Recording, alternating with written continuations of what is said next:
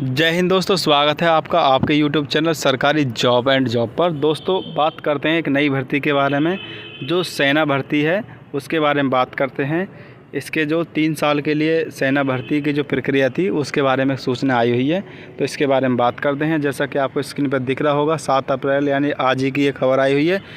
इसके बारे में जानकारी करते हैं कि क्या है इसकी पूरी जानकारी। जैसा कि आपको दिख रहा होगा, तैयारी यानी सेना में 3 साल के लिए भर्ती हो सकेंगे युवा, चयन मानदंड में नहीं मिलेगी राहत। तो किस प्रकार से आपको चयन होना उसके बारे में बात कर लेते हैं।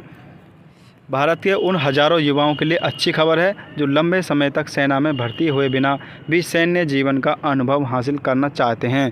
केंद्र सरकार 3 साल के लिए युवाओं को सशस्त्र बलों में भी भर्ती का मौका देने वाली अग्निपथ भर्ती योजना को अंतिम रूप देने के करीब है। यानी कि जो अग्निपथ एक योजना है उसके तहत आपको 3 साल के लिए सेना में भर्ती कर लिया जाएगा और आप 3 साल तक सेना में अपनी सेवा दे सकते हैं।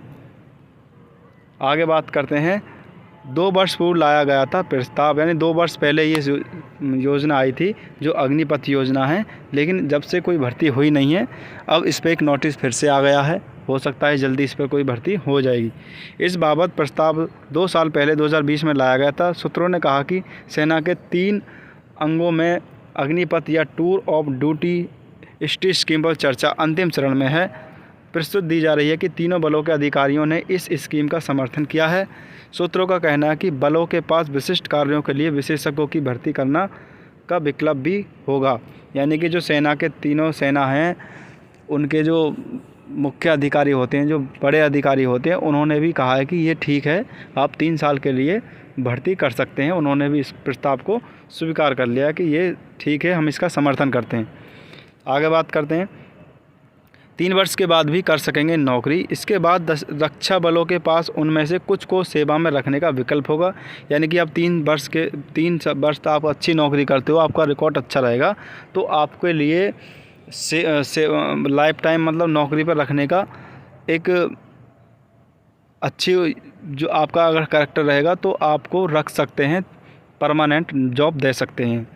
तो इसके बारे में बात करते हैं। इसके बाद रक्षा बलों के पास उनमें से कुछ को सेवा में रखने का विकल्प होगा। उनमें सैनिकों को अल्पकालिक अनुबंध और शामिल किया जाएगा, प्रशिक्षित किया जाएगा और विभिन्न क्षेत्रों में तैनात किया जाएगा।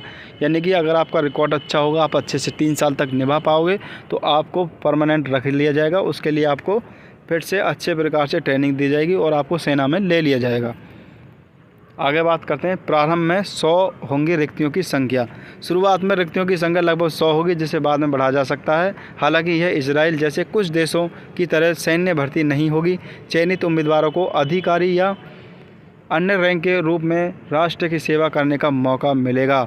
सूत्रों ने बताया कि सशस्त्र बलों में 3 वर्षों की सेवा के दौरान इन युवाओं को अग्निवीर के रूप में जाना जाएगा। यानी कि आप जब इसमें हो जाओगे, आप 3 वर्ष के लिए सेलेक्ट हो जाओगे सेवा देने के लिए, तो आपको अग्निपथ जो इनकी योजना है उसके तहत आपको भर्ती किया जाएगा और आपको अग्निवीर के नाम से जाना जाएगा।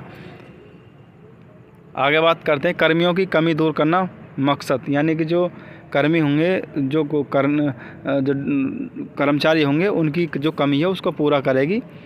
अधिकारियों सहित कर्मचारियों की कमी को दूर करने के लिए टूर ऑफ ड्यूटी भर्ती बोर्ड की शुरुआत की योजना बनाई गई है। भर्ती मॉडल को देश के भीतर रोजगार के अवसरों को बढ़ाने का साधन के रूप में भी प्रस्तावित किया गया है। आगे बात करते हैं। चयन मानदंड में राहत नहीं मिलेगी, यानी आपको जो चयन हो किस प्रकार से होगा। युवाओं के लिए सशस्त्र बलों के साथ यह स्वैच्छिक जुड़ाव होगा कि हालांकि चयन मानदंड में कोई कमी नहीं की जाएगी। एक टूर ऑफ ड्यूटी अधिकारी प्रति माह लगभग 80,000 से 90,000 रुपये कमाएगा। यानी कि जो आपका मापदंड होगा उसमें पूरी प्रक्रिया निभाई जाएगी, उसमें कोई छूट नहीं दी जाएगी। आपको सभी जो परीक्षा होंगी उसको आपको पास करना होगा और आपकी जो सैलरी होगी वो 80,000 से लेकर के 90,000 के मध्य दी जाएगी।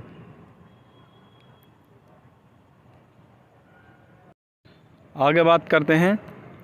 नागरिक सेवाओं में नियुक्ति में वरीयता। यानी कि जो आपकी नियुक्ति होगी उसमें आपके लिए क्या वरीयता दी जाएगी उसके बारे में बात करते हैं। इस सेवा में मुक्त सैनिकों को नागरिक सेवा में नियुक्ति व वरीयता दी जाएगी।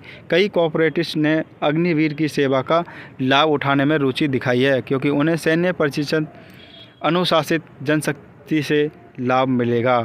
तो इस प्रकार से ये आपकी भर्ती की जो नोटिस है वो आ गया है और लगता है जल्दी ये भर्ती हो जाएगी।